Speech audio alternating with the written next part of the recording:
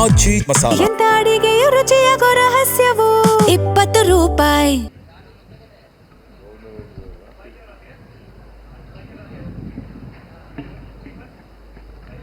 ಎಲ್ಲರಿಗೂ ನಮಸ್ಕಾರ.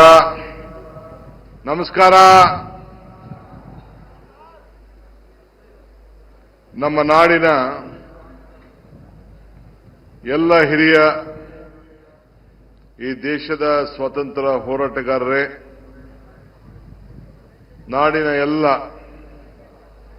ಈ ರಾಜ್ಯವನ್ನ ಮುನ್ನಡೆಸಿದಂತ ಎಲ್ಲ ನಮ್ಮ ಮುಖ್ಯಮಂತ್ರಿಗಳೇ, ಈ ನಾಡಿನ ಮುನ್ನಡೆಸಿದಂತ ಎಲ್ಲ ನನ್ನ ಗೌರವಾನ್ವಿತ ಮಂತ್ರಿ ಸಹೋದ್ಯೋಗಿಗಳೇ, ಶಾಸಕ ಮಿತ್ರರೇ, ಅಧಿಕಾರಿಗಳೇ, ಈ ದೇಶವನ್ನ ಕಾಯ್ತಾ ಇರತಕ್ಕಂಥ ಎಲ್ಲ ನಮ್ಮ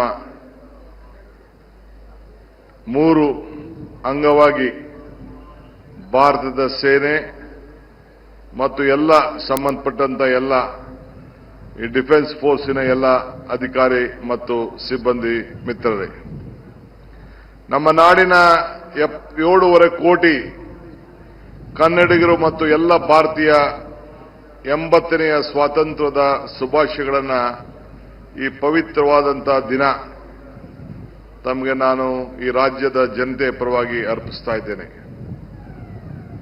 ಈ ಪವಿತ್ರವಾದ ದಿನ ಅನ್ನೊಂದು ರಾಜ್ಯದ ಮುಖ್ಯಮಂತ್ರಿಯಾಗಿ ನಾಡಿನ ಜನರನ್ನ ಉದ್ದೇಶಿಸಿ ಮಾಡುವ ನನ್ನ ಪೂರ್ವ ಜನ್ಮದ ಪುಣ್ಯ ಅಂತ ಹೇಳಿ ನಾನು ಭಾವಿಸಿಕೊಂಡಿದ್ದೇನೆ. ನಮ್ಮ ದೇಶದ ಸ್ವಾತಂತ್ರ್ಯದ 80ನೇ ವರ್ಷಕ್ಕೆ ನಾವೆಲ್ಲ ಕಾಲಿಟ್ಟಿದ್ದೇವೆ. ಮಹಾತ್ಮ ಗಾಂಧೀಜಿಯವರು ನಮಗೆ ಸತ್ಯ, ಅಹಿಂಸೆ ಮತ್ತು ಸೇವೆಯನ್ನ ದಾರಿಯಲ್ಲಿ ತೋರಿಸಿದ್ದನ್ನ ನಾವು ಯಾರು ಕೂಡ ಮರೆಯಲಿಕ್ಕೆ ಸಾಧ್ಯ ಇಲ್ಲ. ನಮ್ಮ ಸಾಂಸ್ಕೃತಿಕ ನಾಯಕ ಬಸವಣ್ಣವರು ಸಮಾನತೆ, ಕಾಯಕ ಮತ್ತು ದಾಸೋಹದ ದಾರಿಯನ್ನ ನಮ್ಮೆಲ್ಲರಿಗೂ ಕೂಡ ತೋರಿಸಿದ್ದಾರೆ. ಸಮಾಜದ ಪ್ರತಿಯೊಬ್ಬ ವ್ಯಕ್ತಿಯ ಬದುಕು ಚೆನ್ನಾಗಿದ್ರೆ ಮಾತ್ರ ಸಮಾಜ ಚೆನ್ನಾಗಿರುತ್ತದೆ. ಇದೇ ಬಸವಾದಿ ಶರಣರ ಆಶ್ರಯ ಕೂಡ ಆಗಿತ್ತು.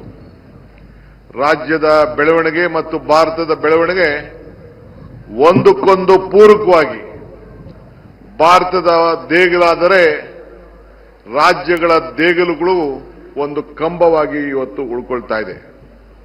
ಹೀಗಾಗಿ ದೇಗಲು ಮತ್ತು ಕಂಬಗಳ ಸಂಬಂಧ ಇನ್ನಷ್ಟು ಗಟ್ಟಿಯಾಗಿ ಬೇಕು ಎಂಬುದು ನಮ್ಮೆಲ್ಲರ ನಿಲುವು ಕೂಡ, ನನ್ನ ನಿಲುವು ಕೂಡ. ಜ್ಞಾನ, ವಿಜ್ಞಾನ, ತಂತ್ರಜ್ಞಾನ, ಕೈಗಾರಿಕೆ, ಆರ್ಥಿಕತೆ, ಕೃಷಿ ಮತ್ತು ಸಂಸ್ಕೃತಿ ಈ ದೇಶದ ದಾರಿಯನ್ನ ತೋರಿಸಿ ಕರ್ನಾಟಕವನ್ನ ಇನ್ನಷ್ಟು ಬೆಳೆಸುವುದು ನನ್ನ ಗುರಿಯಾಗಿದೆ. ನಾನು ಮುಖ್ಯಮಂತ್ರಿ ಆದ ಬಳಿಕ ನಮ್ಮ ಸರ್ಕಾರ ಇದೇ ಆಶಯದಂತೆ ಹಲವು ಯೋಜನೆಗಳನ್ನು ಈಗಾಗಲೇ ನಾವು ಕೈಗೊಂಡಿದ್ದೇವೆ. ನಾನು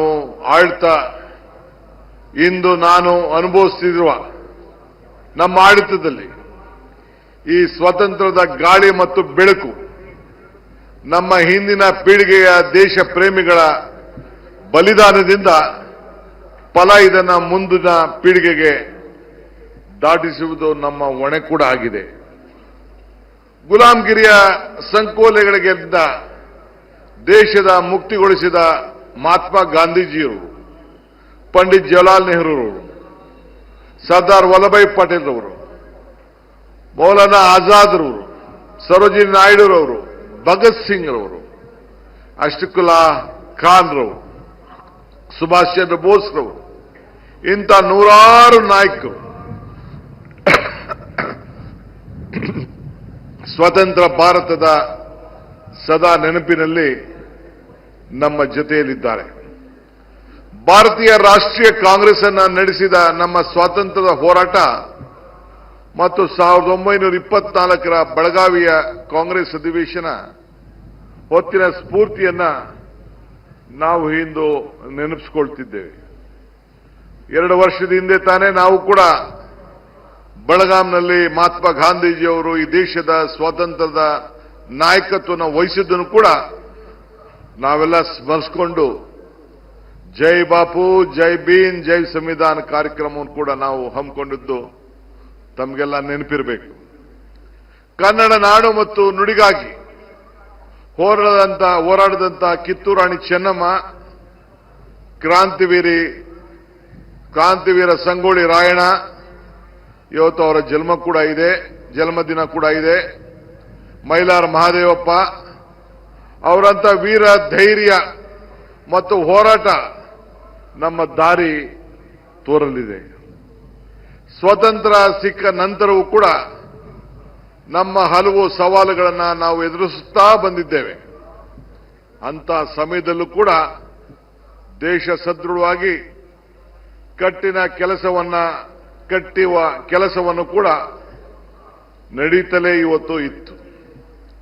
ದೇಶದ ಗಡಿಯಲ್ಲಿ ನಮ್ಮ ಪ್ರಾಣ ಕೊಟ್ಟಂತ ಹೆಮ್ಮೆಯ ನಮ್ಮೆಲ್ಲರ ಸೈನಿಕರ ಸಿಬ್ಬಂದಿ, ಅವರ ನಾಯಕರು ಇವತ್ತು ನಮಗೆ ತ್ಯಾಗ ಮತ್ತು ಸದಾ ನೆನಪಿಸಿಕೊಳ್ಳುವಂತ ಅವಕಾಶವನ್ನ ಅವರೆಲ್ಲರೂ ಕೂಡ ಒದಗಿಸಿಕೊಟ್ಟಿದ್ದಾರೆ. ಅವರ ಆಶಯದಂತೆ ನಾಡಿನ ಎಲ್ಲ ಜನರ ಒಳಗೊಂಡಂತ ಅಭಿವೃದ್ಧಿಯ ಕಡೆಗೆ ನೀವೆಲ್ಲ ಒಟ್ಟಾಗಿ ಸಾಗೋಣ. ನಾನು ಮುಖ್ಯಮಂತ್ರಿಯಾಗಿ 2 ತಿಂಗಳಿನಲ್ಲಿ ಜನಸ್ನೇಹಿ ಮತ್ತು ಜನ ಆಡಳಿತ ನಡೆಸಲು ಈಗಾಗಲೇ ಅನೇಕ ಯೋಜನೆಗಳನ್ನು ಆರಂಭಿಸಿದ್ದೇನೆ.